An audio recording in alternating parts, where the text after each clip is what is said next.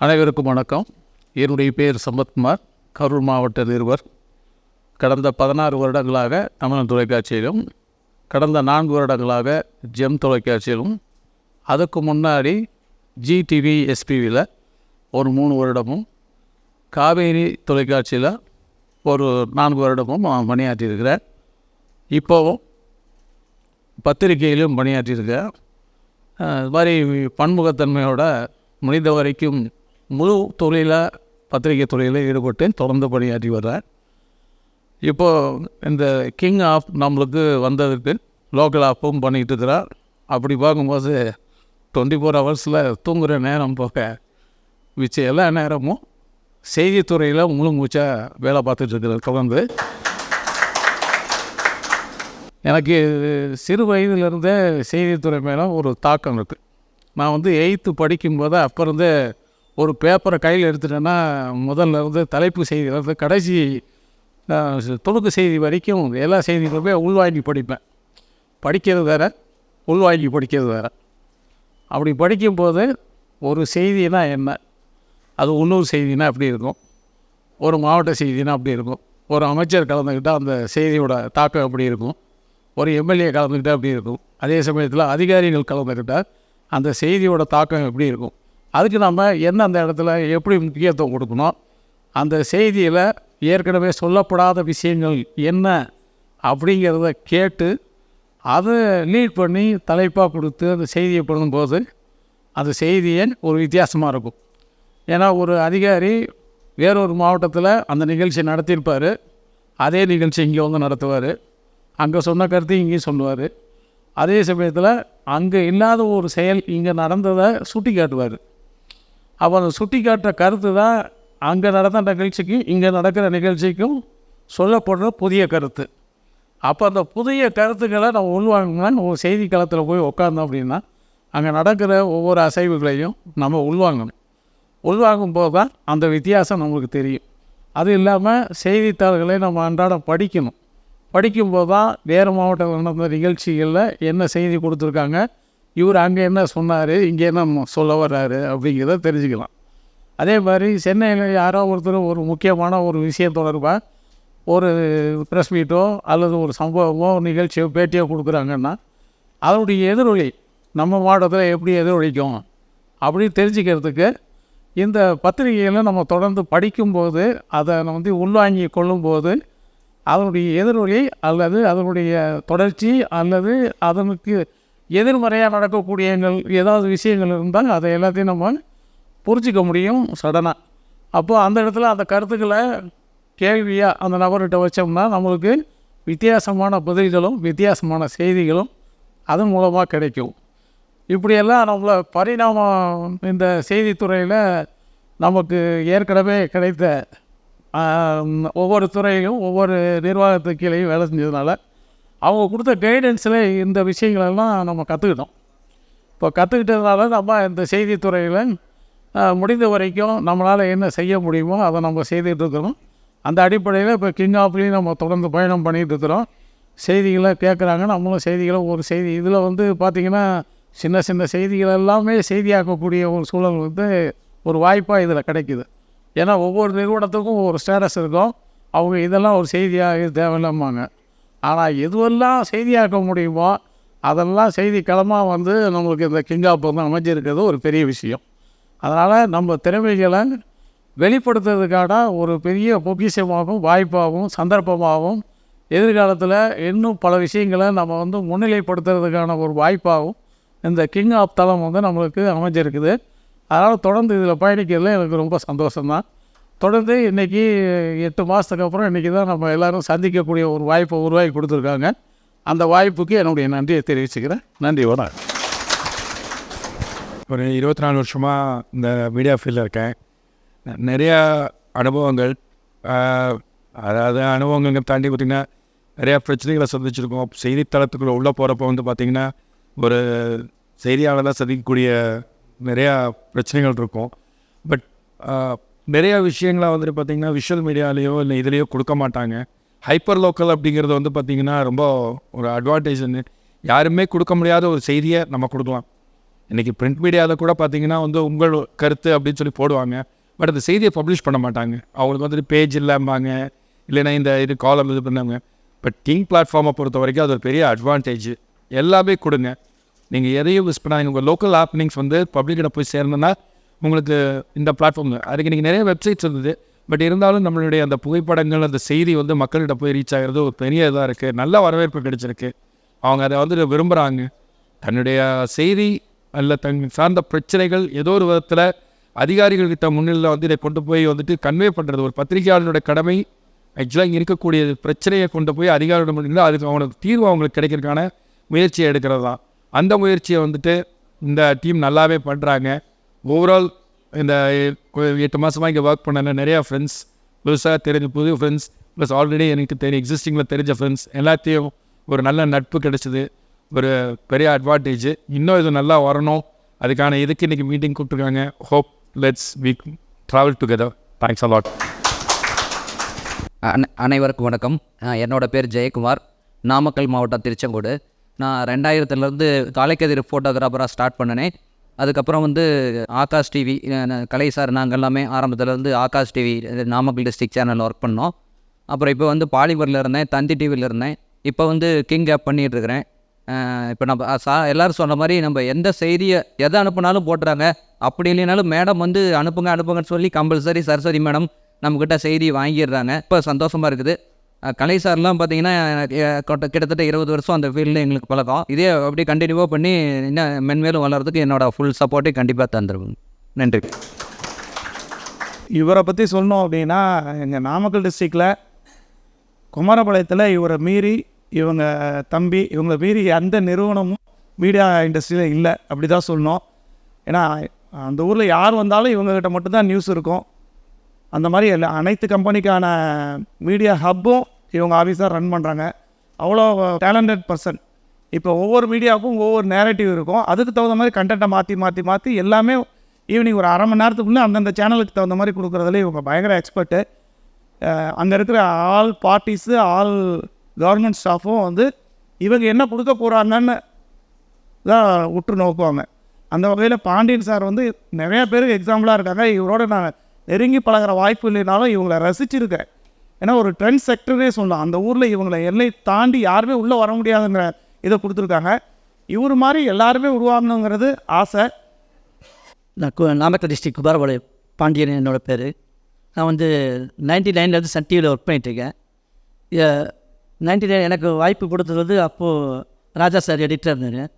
சாகுலம் இதுன்னு சொல்லி Namakkal district reporter இருந்தார். அவரே எனக்கு இந்த வாய்ப்பு எடுத்தது. அப்போ தான் இன்றைக்கி வரைக்கும் ஒர்க் பண்ணிகிட்ருக்கேன். இதில் நான் ஒர்க் பண்ணுறது எனக்கு என்ன பெருமைன்னா, நம்மளால் சமூகத்தில் பல தீர்வுகள் ஏற்படும். அந்த அக்கறையோடு தான் நாங்கள் இன்றைக்கி வரையும் வேலை செய்கிறோம். நமக்கு நம்மளோட மட்டும் சாராது, நமக்கு ஒரு வருமானத்தையோ அதை எதிர்பார்க்காம சமூகத்தில் இருக்க குற்றங்களையும் எடுத்து கொடுத்து அந்த குற்றங்களை களையணும் அப்படின்ற ஒரு நல்ல நோக்கத்தோடு தான் என்னோடய தந்தையும் ஒரு செய்தியாளராக இருந்தார். அவர் தினகரன் செய்தியாளர் இருந்தார். ஒரு 81, 82 சத்துணவு திட்டத்தில் புரட்சி தலைவர் சத்துணவு திட்டத்தில் குழந்தைகள் வாந்தி மயக்கம் ஏற்பட்டதுன்னு சொல்லி ஒரு செய்தியை போட்டதுனால அன்றைய காலத்தில் ஒரு பத்திரிக்கை தடா சட்டமும் ஒன்று உருவாக்கி எங்கள் ஐயா கைது செய்யப்பட்டு சிறைக்கு போயினவர். அந்த மாதிரி ஒரு சமூக நல அக்கறையோடு இன்றைக்கி அந்த ஈடுபாட்டோடு வேலை செஞ்சுட்ருக்கோம். நான் சார் சொன்னார், குமாரபாளையத்துக்குள்ளே யாரையும் உள்ளே விட மாட்டோம் அப்படின்னு. அப்படி இல்லை, குமாரபாளையத்தில் தவறான எண்ணங்களோடு வரவங்களும் யாரையும் விட மாட்டோம். பத்திரிகை துறையை வைத்து வருமானம் பார்க்கணும், இதனால் ஒரு சமூக சீர்கேடை உருவாக்கணும்னு நினச்சி நிறைய பேர் வராங்க. இன்றைக்கி இருக்காங்க. என்ன பேர்னே தெரியாது. ஒரு பேர் எடுத்துகிட்டு ஒரு புத்தகத்தை எடுத்துகிட்டு ஒரு ஆஃபீஸ் ஒரு விஓ ஆஃபீஸ் போய் உட்காந்துட்டு பணம் கொடுன்னு கேட்பாங்க. அந்த விஓ உடனே எனக்கு தான் ஃபோன் பண்ணுவார். உடனே அந்த ரிப்போர்ட்டு போனால் கொடுன்னு தான் கேட்பேன். சொல்லுவேன். கொடுத்து உனக்கு என்ன இங்கே வேலை, நீ குமாரபாளையத்தை பற்றி எதாவது செய்தி போட்டிருக்கியா சொல்லு, இல்லை விஓ லஞ்சம் வாங்கி தான் சொல்லு, அப்படியே அவன் ரிப்போர்ட்டை கேட்பேங்க. அப்புறம் நானே போய்டுவேங்க. ஒரு சின்ன நேரம் உள்ளூர்லேயே இருந்தாலும் நானே போய் பார்ப்பேன். உனக்கு எதுக்கு கேட்க என்ன வேலை. டாஸ்மாக் கடை விட மாட்டாங்க.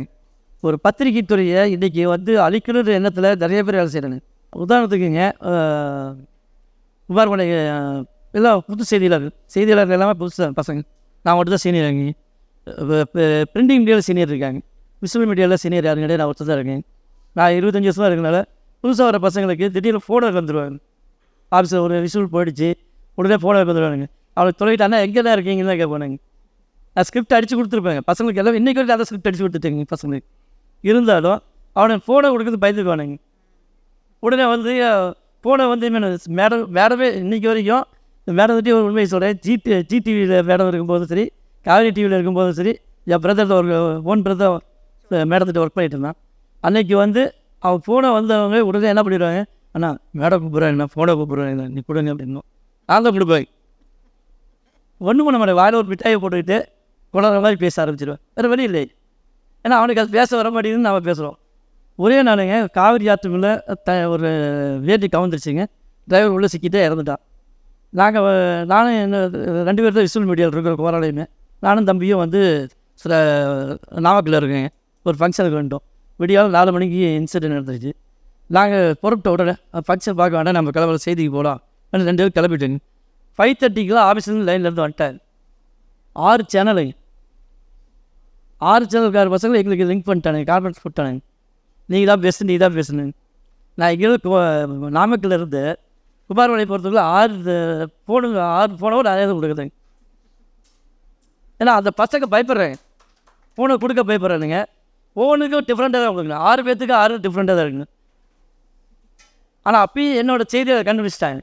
நாமக்கல் சன் டிவி ரிப்போர்ட் ராஜான்னு ஒருத்தர், நீ 6 பேர்த்துக்கு நீ தான் கொடுத்த, நான் 6 ரெக்கார்ட் பண்ணி வச்சுருக்கேன்ப்பா, இன்றைக்கே மிரட்டுவேன், அந்த ரெக்கார்டு இன்னும் இருக்குது அப்படின்னு.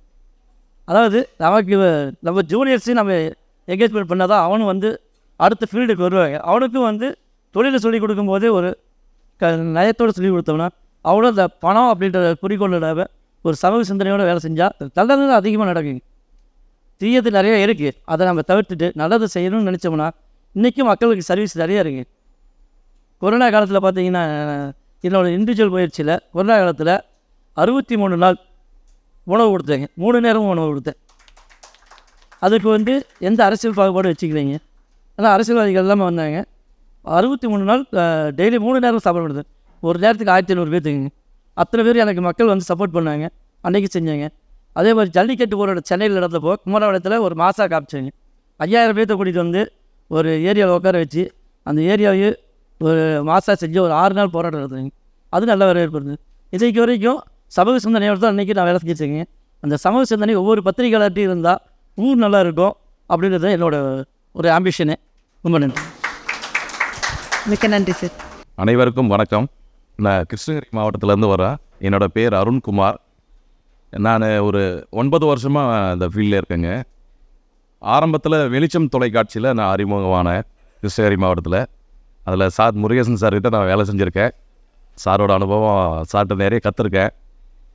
அந்த அனுபவத்தோட வெளிப்பாடு இன்றைக்கி சாரோட ஒரு இந்த கிங்லே இன்றைக்கி வந்து இணைஞ்சிருக்கிற ஒரு வாய்ப்பு கிடைச்சது நான் ரொம்ப பெருமைப்படுறேன்.